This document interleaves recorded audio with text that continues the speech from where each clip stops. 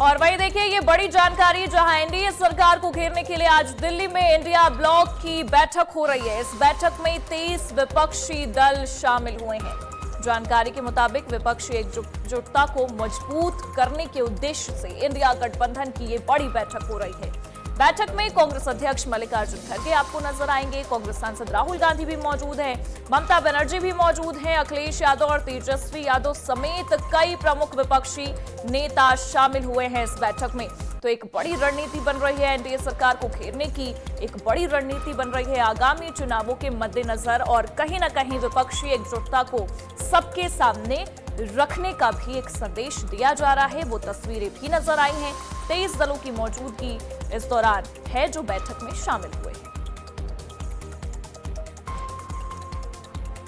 देखिए इंडिया गठबंधन की ये बड़ी बैठक है जहां आपको मल्लिकार्जुन खड़गे, सोनिया गांधी, राहुल गांधी भी नजर आएंगे। और साथ ही साथ क्योंकि कांग्रेस ने पहले ही कह दिया था कि 23 विपक्षी दल मौजूद रहेंगे, तो वो तस्वीरें भी सामने आई हैं। ममता बनर्जी की भी मौजूदगी है, अखिलेश यादव, तेजस्वी यादव, तमाम बड़े चेहरे मौजूद हैं।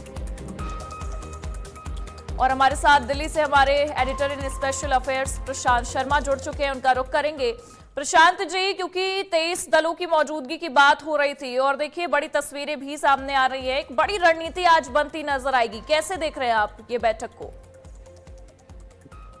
जी प्रगति, देखिए इस बैठक में जो चर्चा का विषय है, पहला ममता बनर्जी ने जब अपना स्पीच लिया तो उसमें उन्होंने बताया कि कैसे उन्हें नुकसान हुआ है भाजपा एनडीए गवर्नमेंट ने, कैसे वहां एसआईआर का फायदा उठाया, जो ममता बनर्जी कह रही हैं।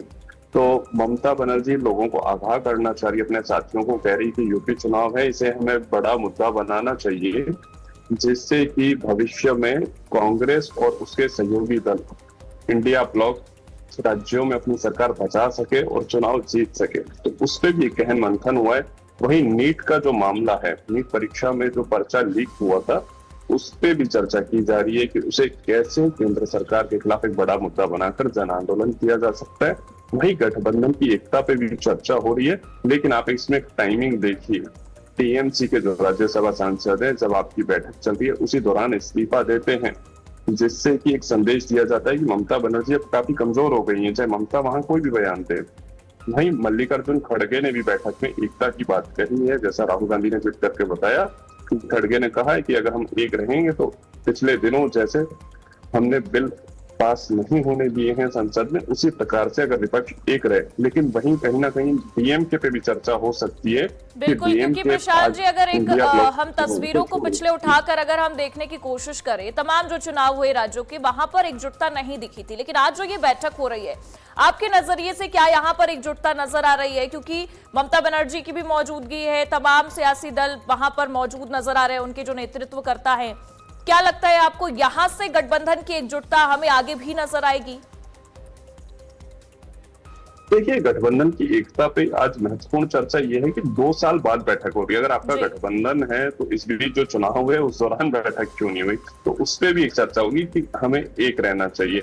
वहीं दूसरी जो चर्चा है, जैसे मैं बता रहा था कि डीएम के साथ छोड़ गई है, वहीं टीवी के अभी आई नहीं है, तो उसको लेकर इस जो गठबंधन की एक विशेषता है कि इसमें कई पार्टियां राज्यों में आमने सामने चुनाव लड़ती हैं, एक दूसरे पे आरोप लगाती हैं और नेशनल लेवल पे वो गठबंधन का प्रयास कर रहे हैं।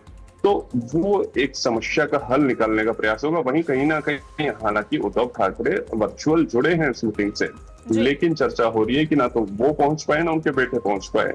तो कहीं महाराष्ट्र में भी तो ऐसा कुछ नहीं हो रहा है, क्योंकि वहां बात आ रही है सामने कि दोनों शिवसेना एक हो सकती हैं और दोनों शिवसेना एक होकर एनडीए का पार्ट बन सकती है। तो इस समय इंडिया ब्लॉक के लिए बड़ी चिंता का विषय है। सामने उत्तर प्रदेश के विधानसभा चुनाव हैं, तो वहीं एसआईआर का मुद्दा है, तो उसको लेकर आज महत्वपूर्ण चर्चा होगी।